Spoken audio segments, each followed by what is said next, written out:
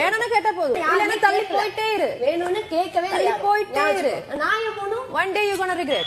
முன்னந்தோன்றிய நிலத்தில் முகிழ்த்தவர், மூத்த தமிழ் மொழி குணர்வில் மூத்தவர், தென்னன் பாண்டியன் குமரி குடிமையர், திசையெல்லாம் பரந்துலகை அடர்ந்தவர், இன்னர் இயலிசை நாடகம் யாத்தவர், இந்திய நாவலன் தேயத்து இறைமையர், என்ன வியப்படா இவர்கள் தமிழர்கள். வான்முகில் மலையிடை வாழ்க்கை தொடங்கியவர், வளர்ந்தரு குறிஞ்சியில் காதலை உணர்ந்தவர், தேனுமில் முல்லை மருதம் நெய்தலை தீர ஆய்ந்து நல் இல்லறம் வகுத்தவர், காந்தரு பொருளையும் கலனியும் கண்டவர், கடலின் பரப்பையும் கடந்தையில் சென்றவர். ஏன் நம்பி தெரியுமா இவர்கள் தமிழர்கள்?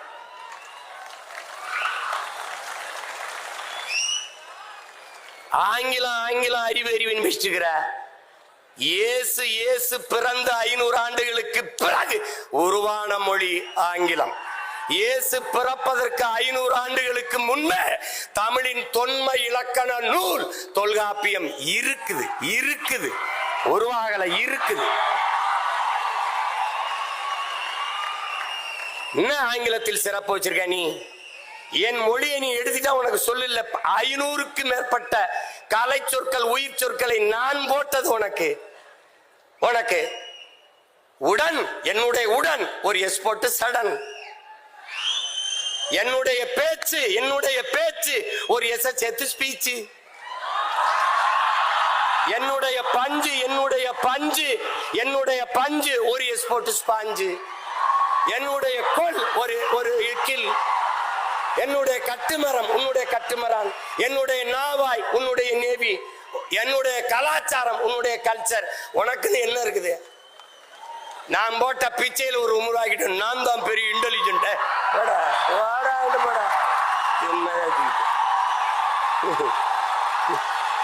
தம்பி, உலகத்தில் எல்லோரும் அவரவர் தாய்மொழியில் பேசுகிறார்கள். தமிழர்கள் நாங்கள் அந்த மொழிகளின் தாய்மொழியில் பேசிக் கொண்டிருக்கிறோம்.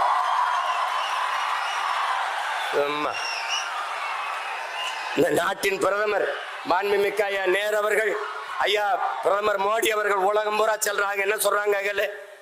உலகம் பூரா உலகில் முதல் மொழி தமிழ் எங்கள் இந்தியாவில் இருப்பது பெருமை.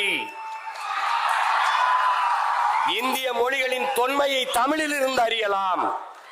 உலகில் பல்வேறு நாடுகளில் மக்கள் தமிழை கற்றுக்கொள்ள பேரார்வம் கொண்டு வருகிறார்கள். நான் சொல்லல, நாட்டின் பிரதமர். ஏய், நீ இங்க பாரு, நீ ஒண்ணு தெரிஞ்சுக்க. பெத்த தாயை பட்டினி போட்டுட்டு எத்தனை ஆயிரம் அன்னதானம் செஞ்சாலும் உனக்கு பலன் இல்லை. தாய்மொழி தெரியாமல் நீ எவ்வளவு பெரிய எவ்வளவு மொழிகளை கற்றாலும் நீ அறிவு கட்டவன். பெத்த தாய் யாருன்னு தெரியாம நீ எப்படி நீ இருப்ப? என்னன்னு சொல்றது? நீ மனநிலை பிறண்டு போனவன், நீ நினைவற்றவன். ஒண்ணுதான் உன் தம்பி தங்கைகளே, ஒண்ணுதான் நீங்க நல்லா நினைச்சுக்கணும். இந்த அரங்கத்திற்கு எத்தனை சாளரங்கள் சன்னல்கள், அத்தனைகளாக உலக மொழிகளை நாம் வைத்துக் கொள்ளுவோம்.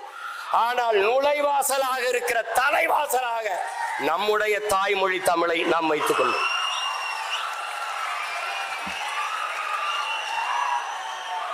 எல்லா மொழியும் கத்துக்கிறோம், யாரு வேணாம். பாரதியை விடவாடா ஒரு புலவன் இருக்கான். பாரதியை விடவாடா ஒரு பாவலன். நம்முடைய பாட்டனை விடவா எல்லா மொழிகளையும் கற்றான். சொன்னான், யாம் அறிந்த மொழிகளிலே தமிழ் மொழி போல் இனிமையானது எங்கும் காணோம்னா, இனிதானது எங்கும் காணோம்னா.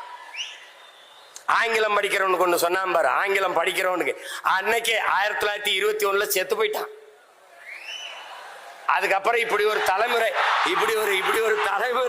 பைத்தியமா அலையும் தெரிஞ்சவன் என்ன சொல்றான்?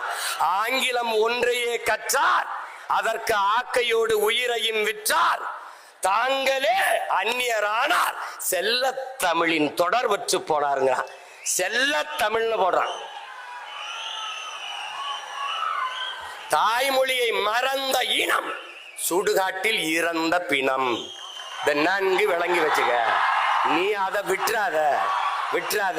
இதெல்லாம் ஏன் சொல்ற? இந்த நிலைக்கு என் தமிழ் மீட்சியே தமிழர் எழுச்சி என்கிறார் மொழி ஞாயிறு தேவனையப்ப பாவாணர் அவர்கள். தமிழ் மீட்சியுற வேண்டும், தமிழர்கள் எழுச்சியுற வேண்டும் என்றார். தமிழ் சாகக்கூடாது. இந்த பார், இங்க பார், உனக்கு ஒண்ணு தெரிஞ்சுக்க.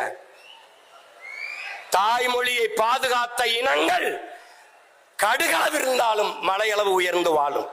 தாய்மொழி அழிய கொடுத்த இனங்கள் மலையளவு இருந்தாலும் கடுகளவு சிரித்து வீழும். இதை நன்கு விளங்க. உனக்கு ஒரு திமிர். நீங்க பார், நீ கன்னடனா, நீ மராட்டியனா, நீ மலையாளியா, நீ தெலுங்கனா, நீ பீகாரியா, நீ குஜராத்தியா, நீ யாராவும் இரு.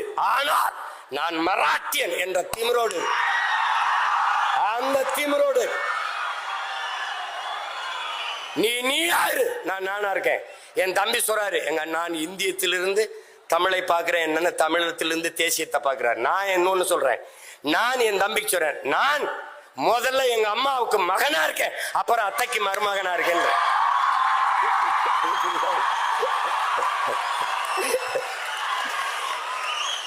இந்த தேசம் நல்லா இருக்கணும்னா, இந்த நாடு நல்லா இருக்கணும்னா என் வீடு நல்லா இருக்கணும்.